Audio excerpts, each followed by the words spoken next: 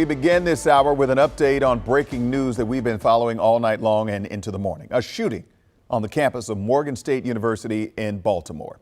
People are just getting more and more bold and more reckless, which makes it more dangerous for us as students.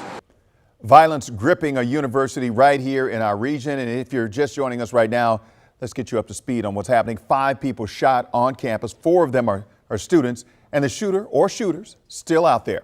Morgan State is about 40 miles from D.C., and our Jess Arnold hit the road early this morning and joins us now live from campus. Jess, thankfully we know that all of the victims are going to be okay, but it's important to note this is all happening during homecoming week. Yeah, and on Wellness Day, no less. They had a mental health day yesterday where there were no classes for students. The university president, in light of what happened last night, did cancel classes again for today. And he also drew attention to their counseling services that are available for any students who need it today.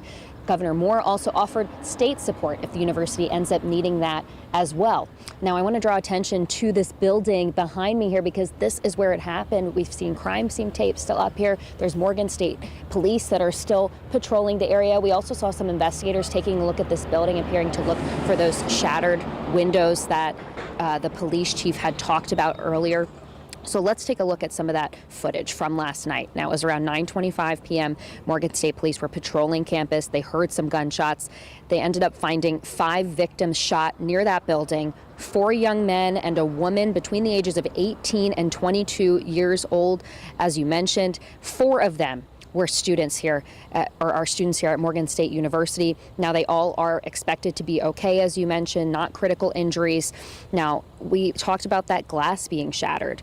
The officials said they saw some of that, so originally they thought that the shooter might be inside of that building and treated the situation like an active shooter. They had the SWAT team clear the building and then did lift a lockdown that had been put in place for students.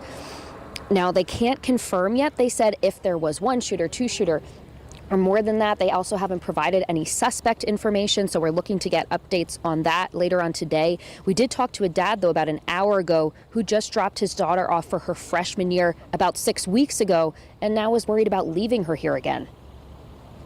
We got a phone call from a family friend that there was a shooting, so we called her. She was actually locked in the library and wasn't allowed to leave, so I told her to stay away from windows. And I called my wife and said we have to head down. We just came and got her. She's afraid to go up to her room now. So I just want to feel comfortable leaving her here. Right. I want to speak to someone from faculty just to assure me that, you know.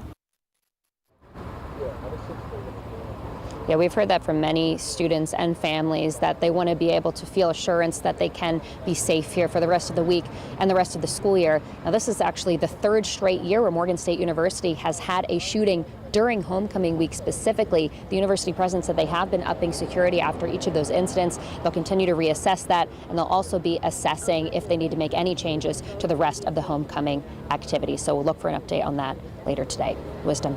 Right, Jess, homecoming is a huge deal, big football game, lots of activities. As you said, they're in limbo at this point, given the tragedy that's happened. Jess, thank you very much for that report. Also this morning, we did a quick search for the student demographics at Morgan State, and we found that there are almost as many students from Prince George's County there than from Baltimore City. We looked at the school's fall 2022 student data to verify more than half of the student body make up and are Maryland residents, and there are also students from Virginia and D.C. Prince George's County has the 2nd most students between Baltimore City and Baltimore County.